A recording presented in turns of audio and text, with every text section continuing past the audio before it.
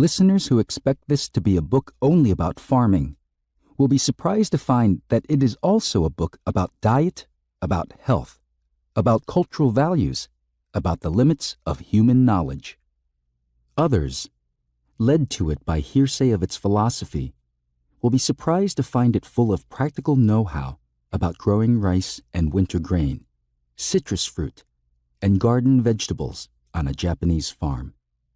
It is exactly because of such habitual expectations, because we have learned to expect people to be specialists and books to have only one subject, that we are in need of the one-straw revolution.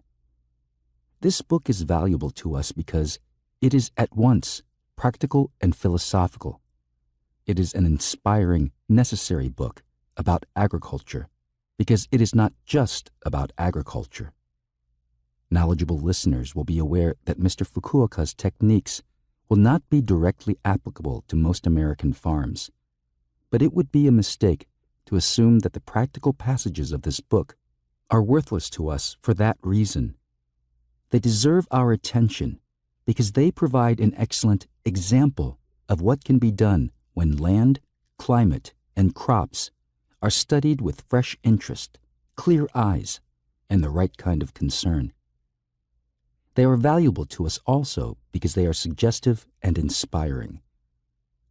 Any farmer who hears them will find his thoughts lured repeatedly from this book to his own fields, and from there, making connections to the entire system of American agriculture.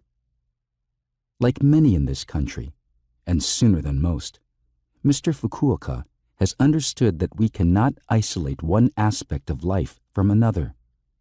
When we change the way we grow our food, we change our food. We change society. We change our values.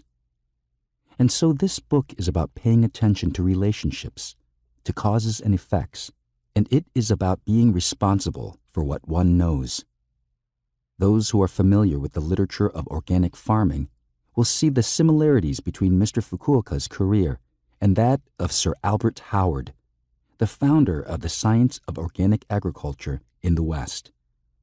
Like Howard, Mr. Fukuoka started as a laboratory scientist and, like him, soon saw the limitations of the laboratory. Howard moved his work from the laboratory to the farm, and so changed his life when he realized that responsibility required him to take his own advice before offering it to other people.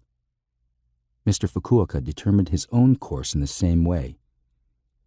Eventually, I decided to give my thoughts a form, to put them into practice, and so to determine whether my understanding was right or wrong.